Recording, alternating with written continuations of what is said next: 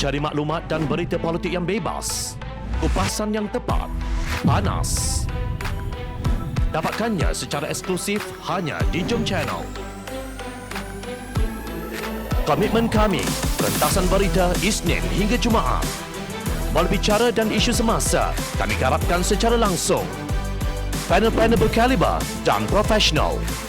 Interaktif, pandangan anda kami raikan. Jangan lupa bersama kami di setiap hujung minggu dalam edisi khas mingguan. Jom Channel, moving forward, sharing a new experience.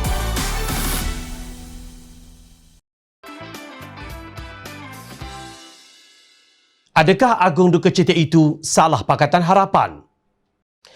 Ahad lalu, sekumpulan bekas pegawai menteri dan timbalan Menteri Kerajaan Pakatan Harapan membuat laporan polis terhadap sebuah artikel yang ditulis oleh Presiden PAS Datuk Seri Abdul Hadi Awang. Laporan polis itu terhadap artikel yang bertajuk Politicking untuk Menyingkirkan Islam yang telah diterbitkan di laman sesawang harakatdaily.net pada 30 Julai 2021 dibuat di Ibu Pejabat Polis Daerah IPD Dang Wangi, Kuala Lumpur. Bekas pegawai tugas-tugas khas Menteri Pembangunan Wanita, Keluarga dan Masyarakat Nur Niswari Rabli yang bertindak sebagai jurucakap berkata artikel berkenaan didakwa berniat mahu menyebabkan atau mungkin menyebabkan ketakutan serta kegentaran awam. Menurut beliau, pihaknya berpandangan artikel tersebut boleh menghasut dan menyebarkan kebencian dan berunsur fitnah terhadap Kerajaan Pakatan Harapan. Katanya tulisan Hadi itu mendakwa Kerajaan Pakatan Harapan merupakan kerajaan yang melumpuhkan Islam dan umatnya sehingga terus berada dalam kelekaan.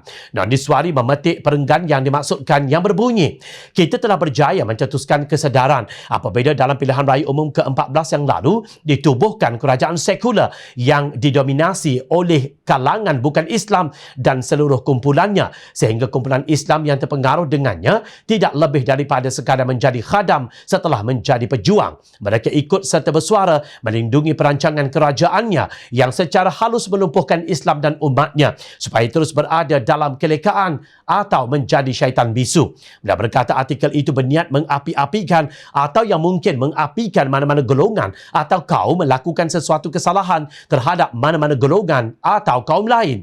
Ini merupakan satu kesalahan di bawah Seksyen 505 Kanun Keseksaan. Katanya, menurut Nur Niswari, ia juga suatu rencana yang palsu atau mengancam dengan niat untuk menganiayai, menggugut atau mengganggu orang lain dan merupakan satu kesalahan di bawah Seksyen 233(1)(a) Akta Komunikasi dan Multimedia. Sebagai Presiden sebuah parti politik di Malaysia, artikel tersebut mampu mempengaruhi ahli, penyokong parti dan para pengikutnya serta boleh mencetuskan ketidakharmonian agama di dalam negara, menimbulkan kebencian tidak berasas dan tidak rasional di kalangan rakyat jelata serta membahayakan pengundi dan para penyokong PH walaupun kerajaan PH merupakan gabungan parti politik yang telah memenangi dan mendapat undi popular dalam pilihan raya umum ke-14 PRU yang lalu. Katanya, beliau berkata artikel itu berniat jahat dan bertujuan untuk menimbulkan kemarahan orang Melayu dan orang Islam.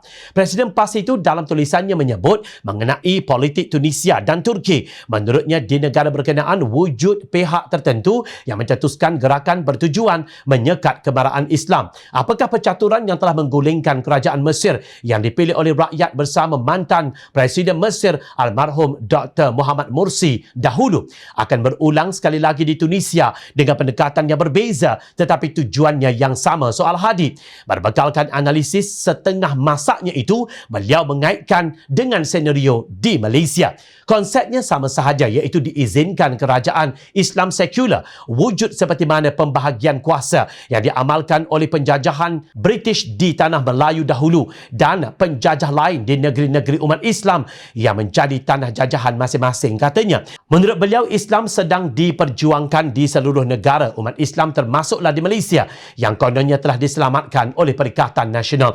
Walaupun begitu, kita bersyukur kepada Allah Subhanahu Wa Taala kerana telah berjaya menyatukan parti-parti umat Islam dan Bumi Putra, iaitu UMNO, PAS dan Bersatu, di samping parti-parti bukan Islam yang menolak pendekatan ekstrim. Katanya, beliau berkata penguasaan Kerajaan Perikatan Nasional yang menunjukkan perubahan positif akan dicabar kerana dominasi umat Islam dan kalangan yang tidak ekstrim itu dibimbangi dapat menyelesaikan banyak masalah yang akan membina semula kekuatan Islam.